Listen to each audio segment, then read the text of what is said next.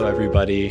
Welcome back to the Low High Podcast. As always, I am one of your hosts, Marcello. And I am your other host, Sele. And today we have an amazing guest, Avery, a very good friend of mine, a super, super talented artist, and just an all-around amazing person, which is perfect. Yeah. Oh, you should probably say what's up, Avery. Hey, that introduction was so good. So how can I top that? Thank you. Hi, everybody. You guys are taking my podcast virginity. Damn, that sounded weird, but let's go. I think that's staying in. Cool. Oh, definitely. Cool. We're I don't want to say we're taking your podcast virginity. We'll leave that. Can you handle it? Low High is taking my podcast virginity. Yeah, the Low High Podcast has done Yeah. A place for virgins only, actually. So anyway, so a lot of stuff going on with art, a lot of cool things going on with AI, and that is today's topic. We'll try and talk exclusively about that, but there's so much to cover here. Like, I guess we can just hop right into it. What are your general thoughts? So I think when we talk about AI, though, in this episode, I think we should try and keep it into like the art world. It's like nothing with like all the productivity management, et cetera, and all of those things. But, you know, Sele, you're a writer. Avery, you're an artist, like physical artist. So like, what are your thoughts just with AI and the arts? Well, I'll just say that for your listeners that I am not well versed in anything that has to do with computers or technology, and if it has a button, I'm going to have a panic attack if I have to press it. So like, that's as much as I know about technology, but I am an artist. So I mean, I guess really what I think about AI is just like, this is like the very cold take, but like AI is just a tool to use. And I haven't really decided whether I appreciate it or I kind of hate it. So I'm hoping by the end of this conversation, maybe I can have like a better idea of what I think. And also you guys are both super smart people. So I'm just kind of here also to listen to what you guys think. But that's what I've got for right now. If you could see our faces, we would have both been like absolutely terrified that she called us super smart. As somebody who writes, I feel like my opinion would probably be a little bit different than somebody like you who's a visual artist. It's a little bit weird to me because, like you said, AI is a tool. I feel like I dislike the narrative around AI more than AI itself, because I feel like AI is being sold to us, right, as this like incredible life-changing tool. And the thing is that people don't really understand it. So we have people on Twitter who've never drawn anything a day in their life being like, yeah, in a couple of years, this AI is going to replace artists. It's going to replace writers. And people like that are just annoying. But I feel like it speaks to the ability of the people who are trying to sell the AI to package it as something greater than it actually is. Like, you know what I'm saying? Yeah, I definitely think that, like, I think anybody who thinks that, like, AI can replace the creative process is clearly somebody who's not, someone who's, like, experienced what it's like to, like, make something with your hands, like, sit down and, like, write something, like, think about a character, think about, like, an opinion that you want to get across to somebody in a very specific way. Like, I don't think that that's ever going to be something that could happen. I completely agree with that. Although I think like this is a fork for me because I don't know how to feel about this. So like you said, I completely agree. Like if you are a creative person, you like to create, like very few things are going to be able to replicate that feeling and satisfaction that you like of spending hours to just create something, whatever it is, whatever the medium. So in terms of that, like nothing can take away from that. However, though, it's almost, I think because we live in a very like consumer culture, like most people aren't creating, most people are spending the majority of their time like consuming, which is probably an issue in itself. But where I think this becomes extra interesting is that I'm going to actually backtrack a little bit before I hop into that point. So people who struggle with, like, for me, I'm like, I can kind of draw. I'm not a fantastic drawer. And that's also because I haven't practiced, right? Like I probably would be a much better drawer if I spent more time drawing. Right. And there are people who just are not very artistically gifted or don't want to practice to get there. And you can just hop on Midjourney and say, hey, create me, draw, draw a cool person in the style of like a Studio Ghibli film in this setting, that setting. And it'll put out some pretty great stuff that's probably better than they'd ever be able to create. So in that sense, I almost feel like it's giving people access to create things they wouldn't have been able to do, or that would have been a much slower process previously, because like if you couldn't draw something but you can create these great stories, you would find someone who can draw something and maybe illustrate those stories. And that's like a great relationship built over there, as opposed to just plugging into this language model and having it pump out 4 versions of the same thing. Yeah, definitely. I actually, it's funny you said that. I just worked with, not the rapper that I was telling you about, but this is a producer that I just made an album cover for as well. And the first thing that he sent me, the draft, was, I'm pretty sure, an AI image that he created. Just like in, like, it was really like a rough kind of like impressionistic angel situation thing.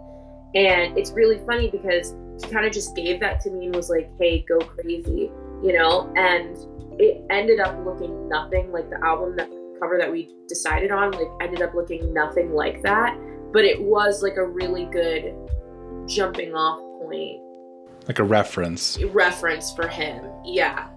And it was a really weird experience trying to paint from an AI image. It was actually really hard because like all of the colors were like so pure and so like not at all what I would have used for a painting, or really like what anybody would use for a painting, I feel like. Mm-hmm. So I was like, oh, this is kind of like gross. I don't know. I was like, this feels weird.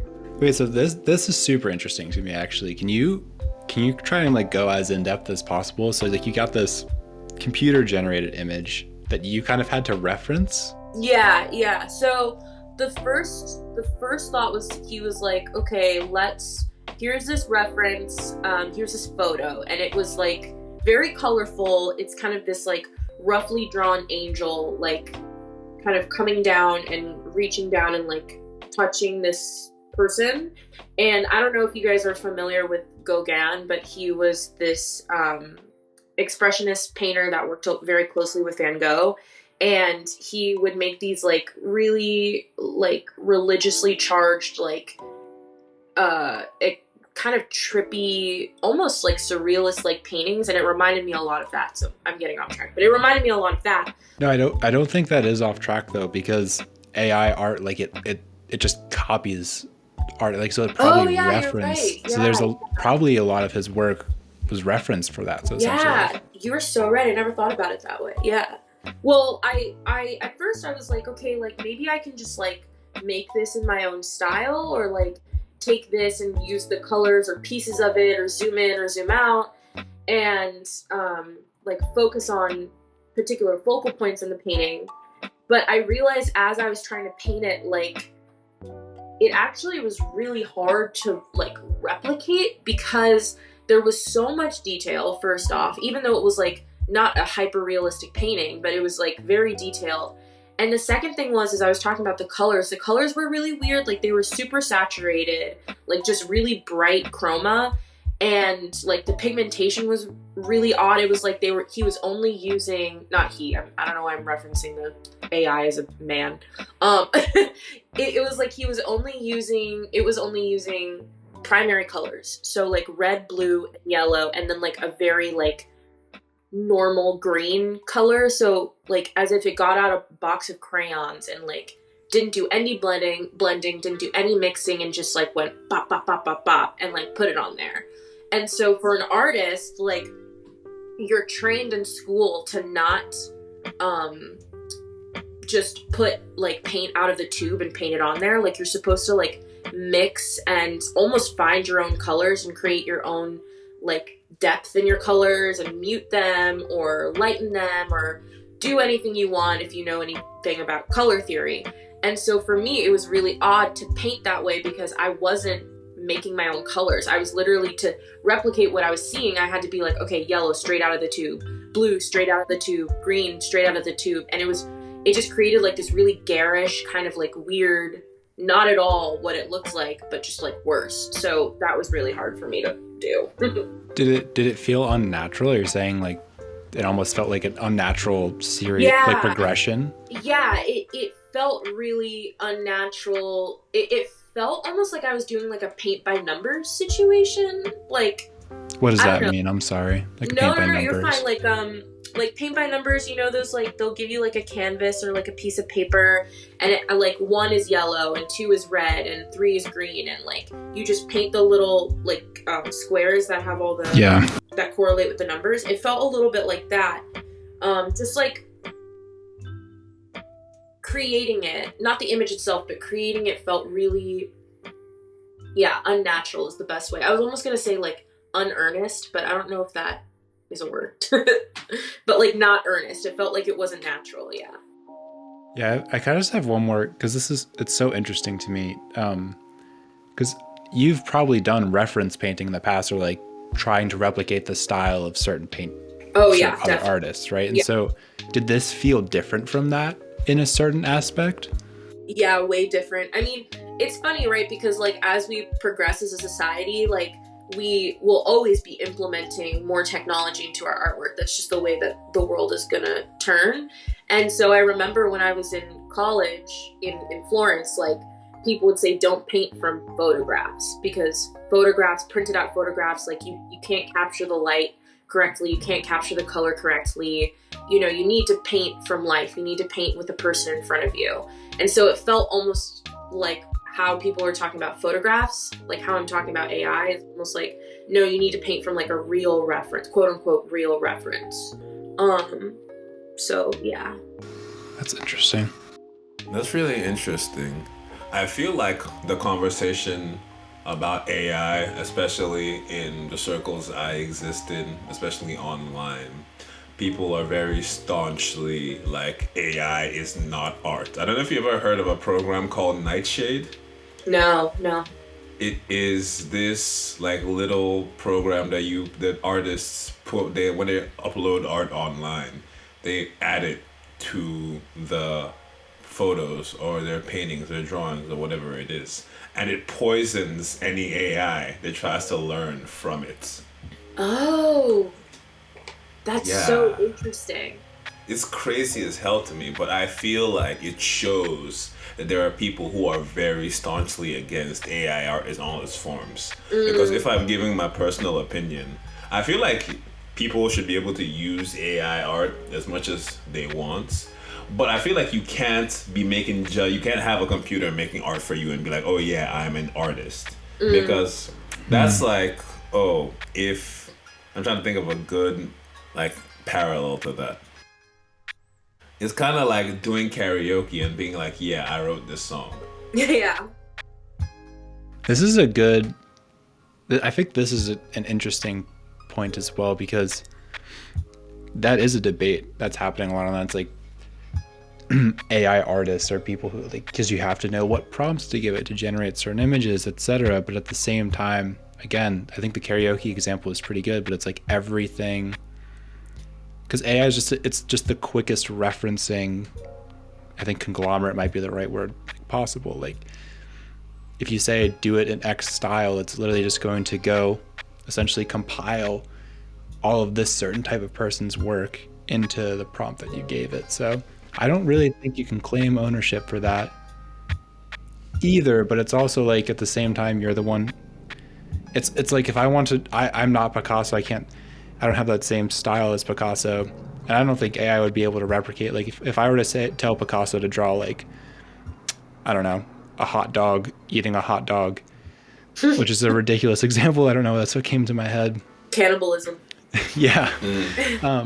It would probably look super different than like any AI prompt would come, but I think that also goes back to what Avery said about there's a sense of like, as opposed to referencing a photo, like referencing a real life, there is some sort of human sense with art, especially in all the art forms, that really shines through in a very special way that I don't think AI is able to really replicate on that deeper level. But at the same time now, like, I think, is it Christie's? That's the big art, like the art auctions is Christie's. From Sotheby's, yeah. Yeah, they're doing AI art auctions now. So Why? I don't know. What's your take on that? It feels a bit strange, doesn't it? Bro, like why? Because I assume the AI art that they're auctioning goes for a fair amount of money. Probably. If you're why auction off something you can just buy literally the same AI program and have somebody and have it do exactly that same thing. You can just type in the exact same prompt. And that's the thing. AI art can look different, but it's never going to be unique. And I feel like if you're somebody who looks at art fairly regularly, you can tell when something is done with AI.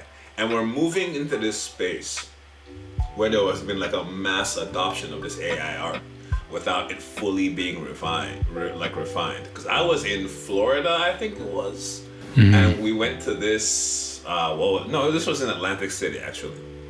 So it was in Jersey. I went to Atlantic City, and there was this like arcade / indoor go-karting kind of place, and they were building. There was like a new building coming up. I don't know if it's up yet, or I don't know, maybe it will be up by the end of the year. But they had posters advertising it, and the posters were obviously AI made. And it like when I thought about those posters, it took me back to this tweet that I saw where it's like using AI posters makes your company look broke.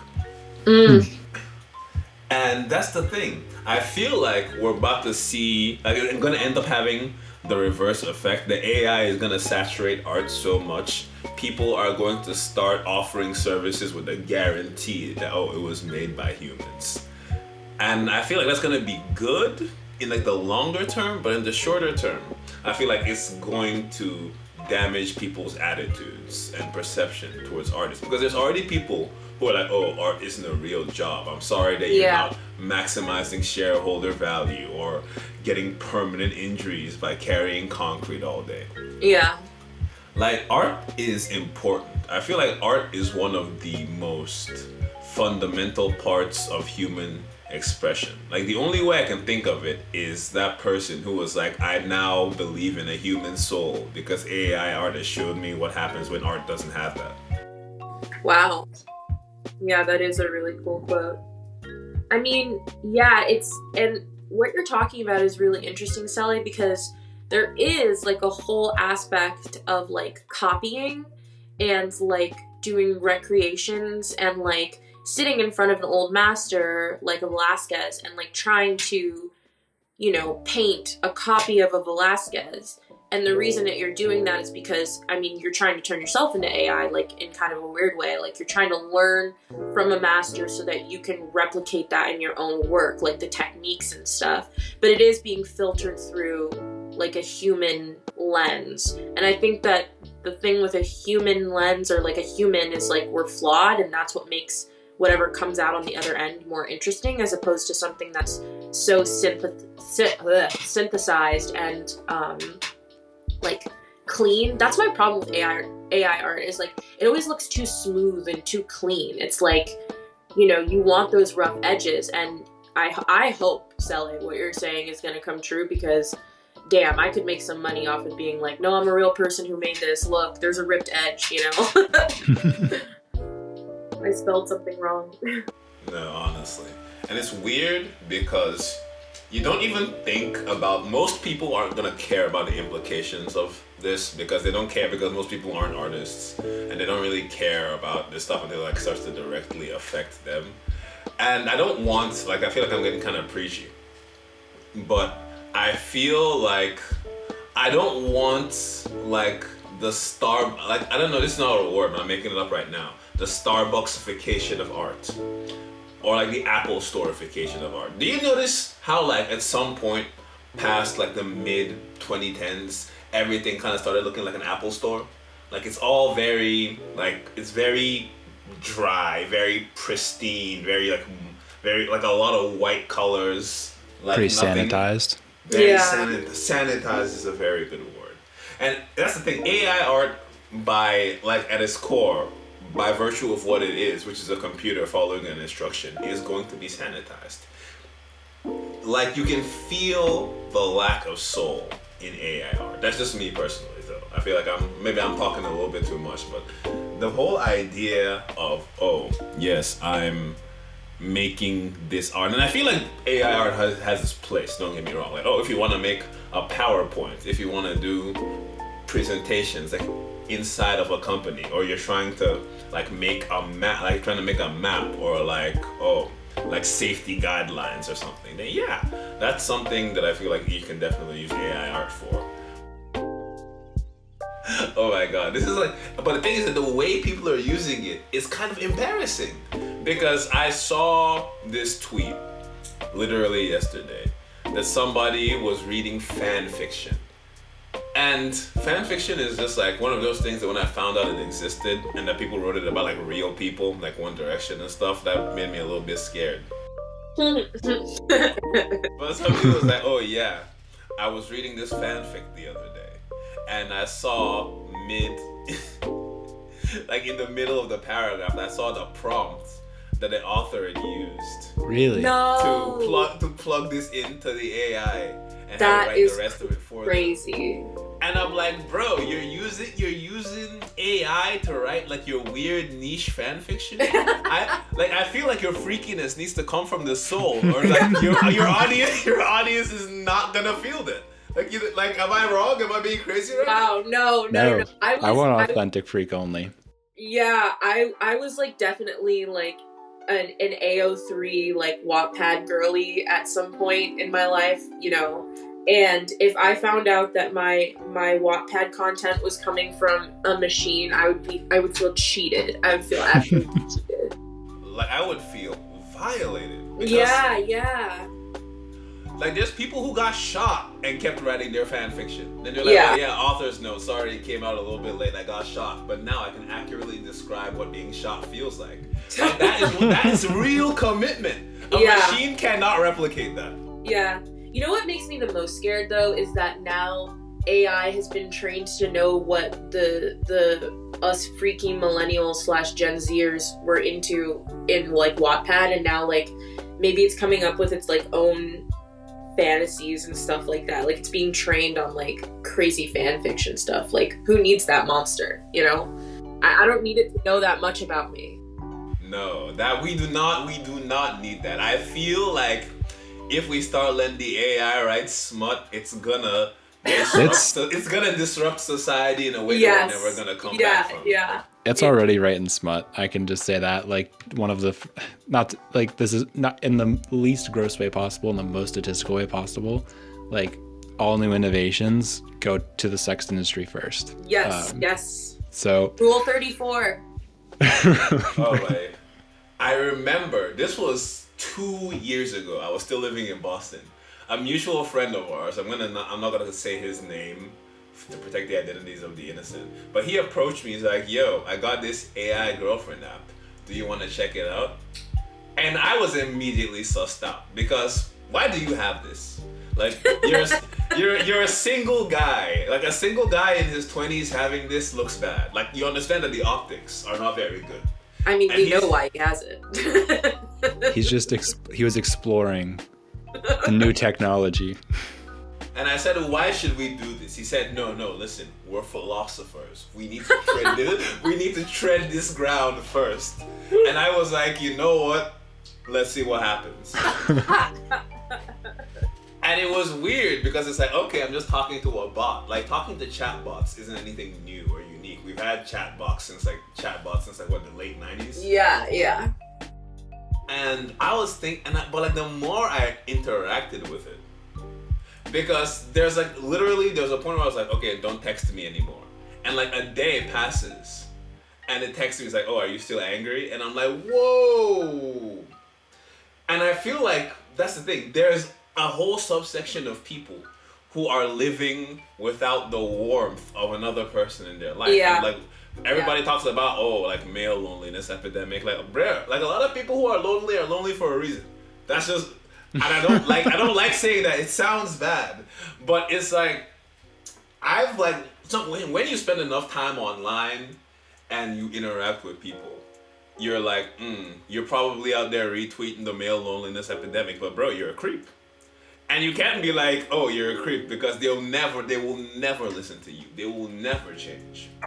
I I don't fully agree or disagree with you.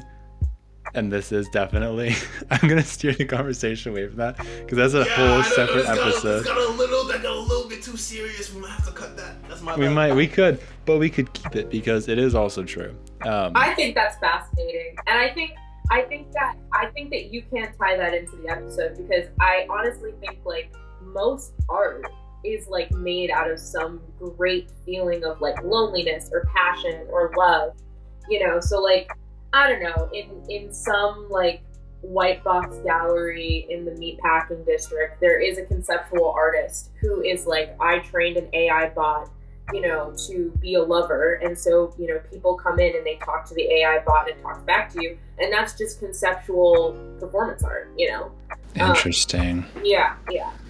Interesting. I just saw this this great she's like one of the best artists I think ever. Her name is Kara Walker, and she does a lot of art that's about like the African American experience in like the 1960s up until now and stuff like that. And she created these like really beautiful sculpted heads that then were attached to like robot bodies, and then she trained an AI bot to like answer like almost like genie questions, like, or not genies, but like fortune teller questions.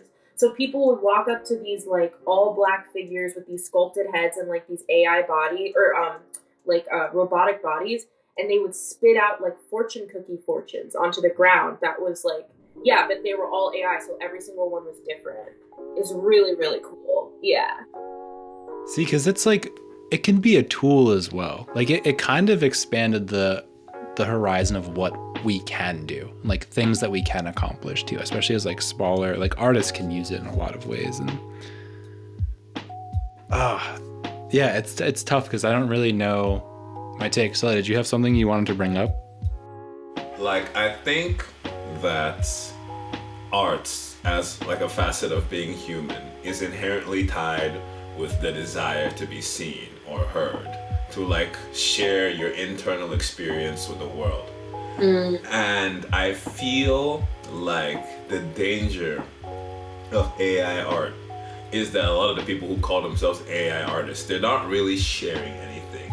They just want to be like, oh, look at what I've done. And don't get me wrong, oh, look at what I've done is a central part of making anything, of writing something, of sculpting something, of painting something. You want to share your work with the world, but you're not doing it just to do it. And I feel like that's one of the biggest dangers of AI art, because as somebody who has spent a very large portion of my life doing stuff just to do it, it doesn't really come with any incredible satisfaction.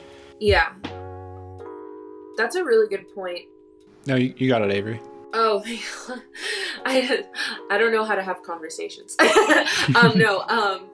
No, I was just thinking about the word satisfaction, and like a lot of my personal work comes from like I do lots of self-portraits or like paintings of my boyfriend or just like really anything that catches my eye, shells, anything, right? And like it isn't really, I mean, obviously my art for me is like sharing something. Sometimes there are really big emotions attached to the painting, but they usually don't come until after I've painted it.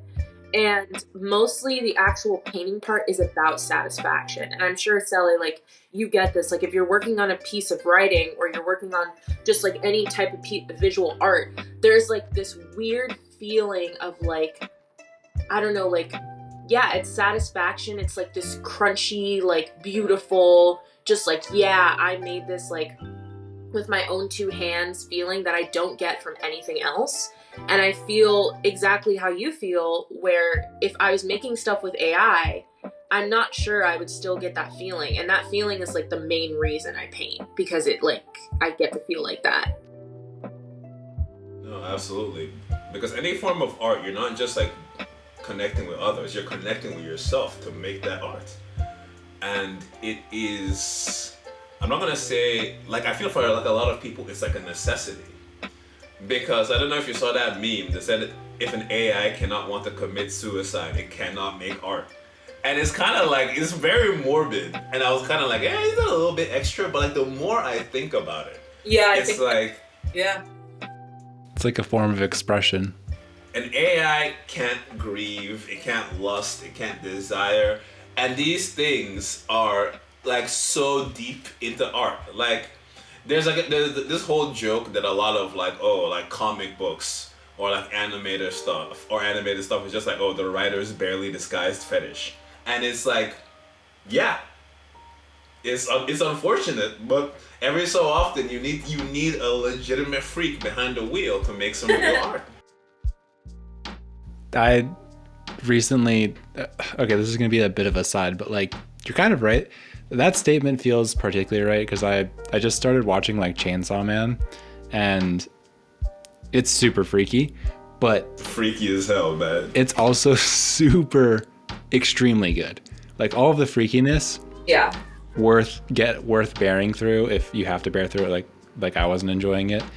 Worth the unenjoyable moments just for like the absolute like artistry that happens, and just they crush it. But I'm kind of curious about your guys' opinion on, because I think art has been commodified in some sense. I think definitely with like social media and stuff, once people found out you can kind of make a living off it, they're like, I need to, I should be posting art. And so I don't want to say art got like watered down, but the volume of art, like it went way up, in my opinion. Just art was that people were seeing, etc. And then like all art forms, right? And now too, especially as algorithms kind of favor like just higher volume accounts more and more, I think that almost has pressured a lot of people into just trying to like as much output as possible. And I think where AI has played a big part in this, that I've seen at least, is it's like people are just using it just to maximize the volume of things they can put out faster. And it's like I think it's sped up in a lot of sense people's expectations with art, because like, I mean, painting or writing something great, any novel takes years, unless you're an insanely quick writer. Many like pieces of art, right? It's like, how many versions of the same painting do you do until you're like, wow, this is the one, this is going to crush it. It could take weeks, months, even years of a journey to get there. And so it's just, I don't know, I feel like it's gotten lost, and we've started to favor, I don't think the people have started to favor volume. I think that it's just become some sort of expectation or some weird rule that's been set. And like, we've seen this a lot. Like I'm really big into animation, anime studios. Like they're just trying to use AR just so they can keep pace up with putting episodes out fast enough to stay relevant, as opposed to taking like, I don't know, it used to take forever. Every frame was hand drawn, and they're so beautiful, a sense that's like unmatched. So I'm kind of just curious to hear your guys' opinion on pace. Do you think like, just on pacing and art? I don't really know how to frame the question, but I think you know what I'm getting at.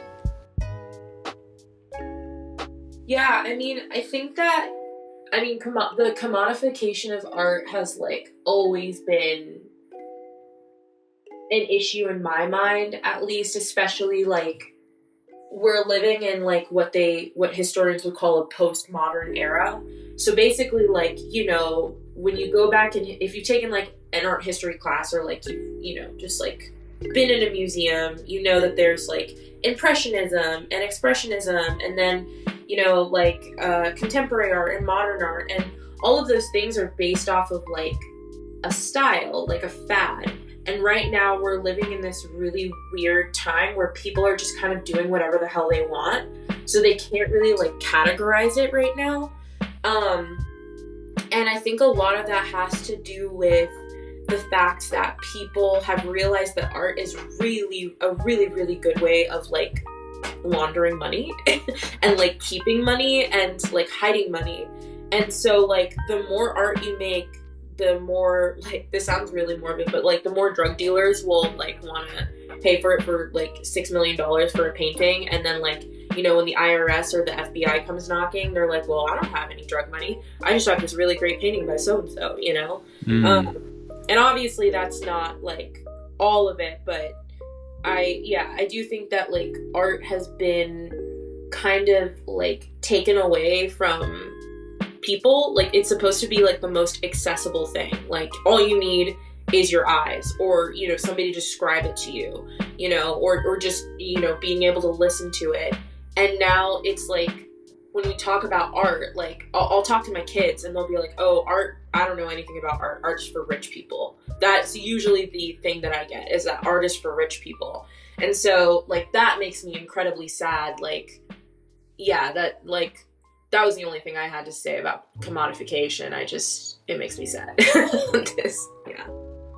She raised a very good point, talking about how people use art for money laundering, which is insane that that's a thing that happens. And people know it's a thing that happens, but it doesn't matter because, oh, if somebody's going to give you $6 million for your painting, what are you going to do? Say no? Yeah. And I feel like the commodification of art isn't like a new thing, because even since like, the Renaissance or the Roman Empire, we've had rich people who would commission artists for these extraordinary, like very extravagant paintings. And they wouldn't understand anything, but they'd just be like, oh, look at this extraordinary painting I paid for. But the difference between now and then is that back then, when you were being commissioned as an artist, you were held in like relatively high regard. When you did something for like somebody important, you received a certain level of respect and importance. But now it's like, oh, how much money is in your bank account? Oh, you're an artist, so you must be poor. It's very strange to think about, because when people make it, they become like, oh, they're respected artists. Like that one guy who always makes the mouse looking things, I don't know his name. Cause, thank you. Like, yeah, people, like, you'll have his stuff displayed. I saw a bunch of it when I was in San Francisco, I think. And we have people like, obviously, like Banksy, people who make street art, stuff like that. But I feel like people are like obsessed with the narrative behind the art now, more so than the art itself. Because I feel like people are looking, okay, how can I attach myself to the story behind this art rather than to the art itself? And I feel like it's because the world always has like, what was that guy, the YouTuber Bo Burnham, he put it in like a very succinct and interesting way, that we've already, like, corporations and advertising have already gotten into every aspect of our lives. Yeah. TV, the internet, the subway, like the taxi, everything. It's already there. So they've already taken up as much physical space as possible. So the only thing people are actively fighting for now is our attention. Like,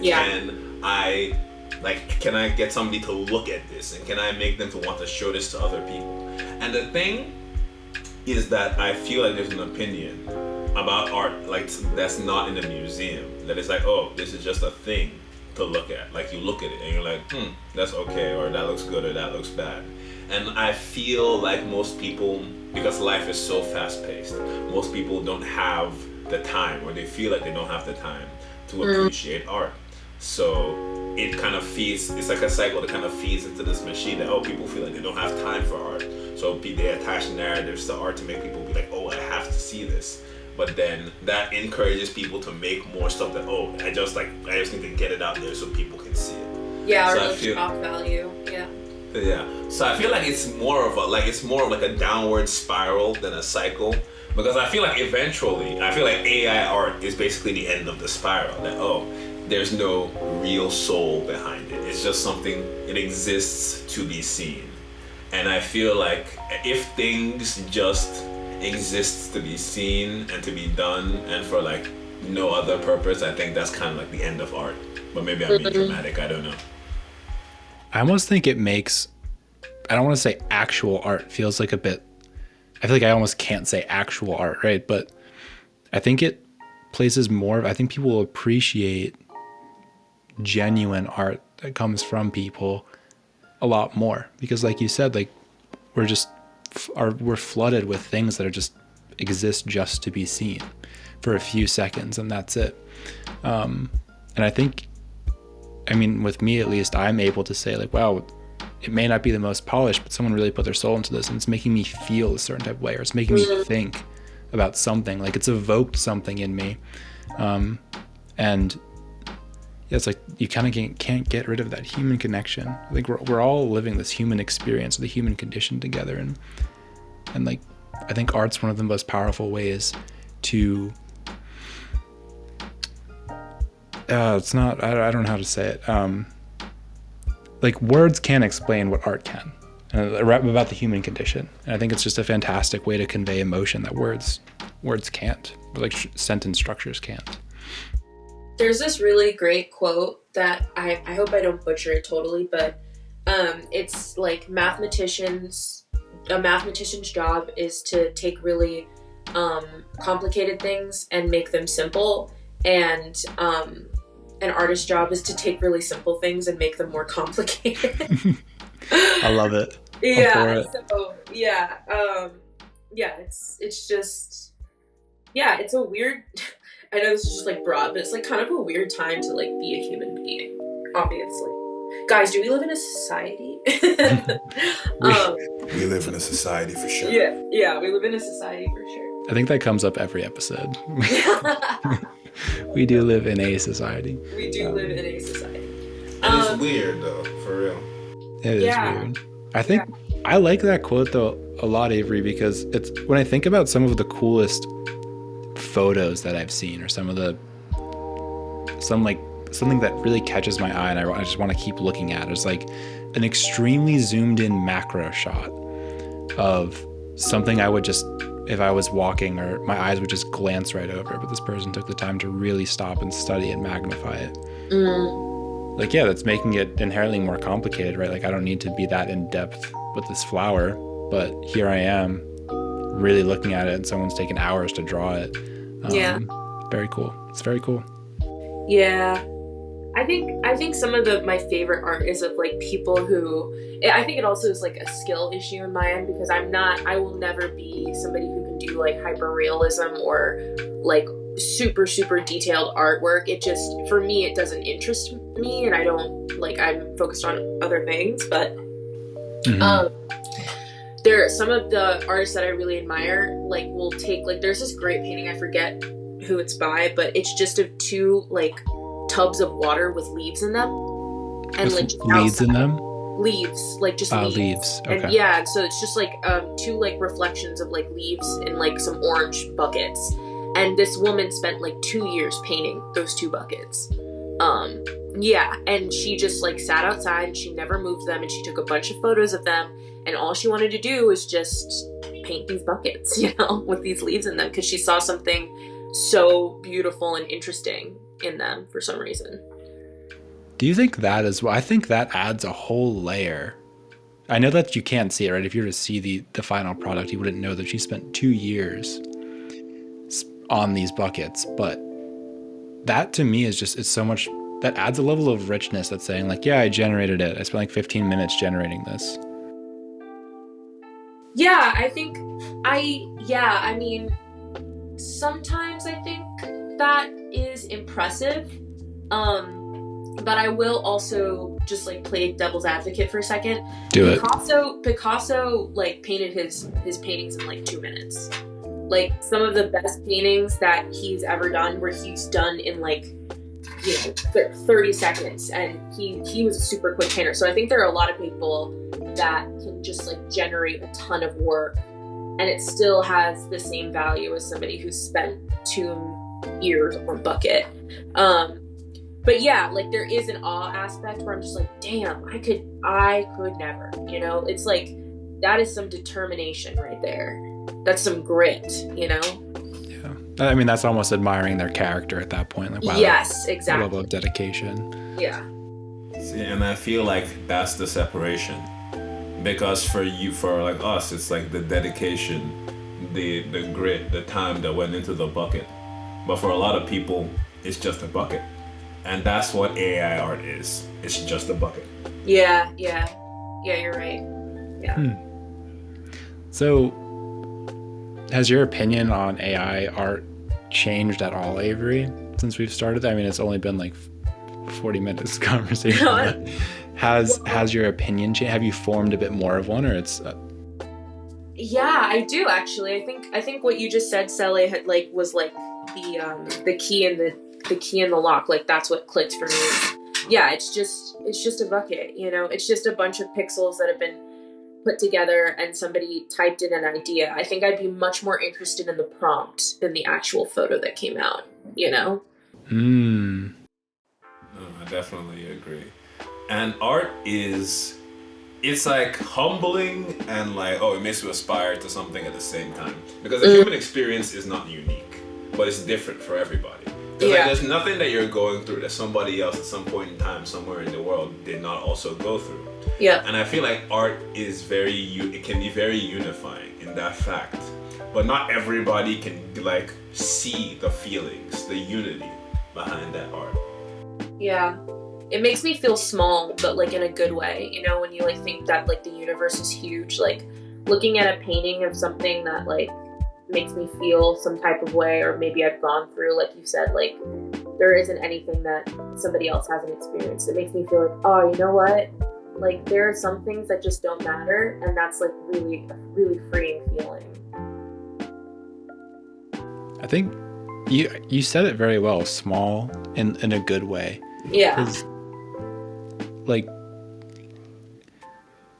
I think it is crazy to me that I can see a picture or a painting or read a story or watch something that was so well composed by people who I have no idea who they are, no idea where they've come from. I don't know their story at all. I don't even know when it was created. It could have been years ago. Yet it still moves me, and it's like, and I still feel a connection there. Like they felt the same thing that I felt, and they took a bunch of time to let other people know that that feeling exists. And so it's crazy how, in the most removed sense, you can still feel a connection. And I think that's really powerful. Yeah, even towards somebody who's died, who's not alive anymore, you know, who speaks a different language than you.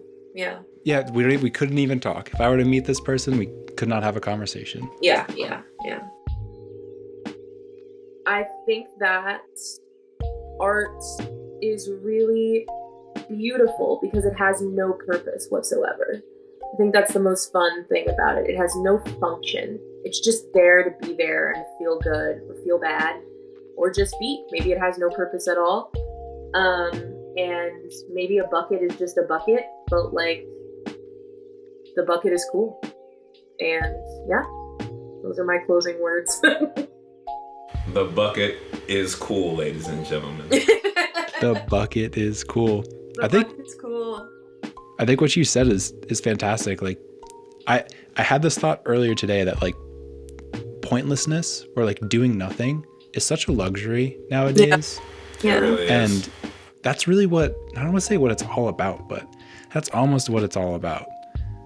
Because we're just, we keep getting, things are always being pushed on us, and we're always encouraged in one way or another, and just doing nothing, like, that's what you're supposed to do with your friends and your family, like literally wasting time. It's such a luxury nowadays.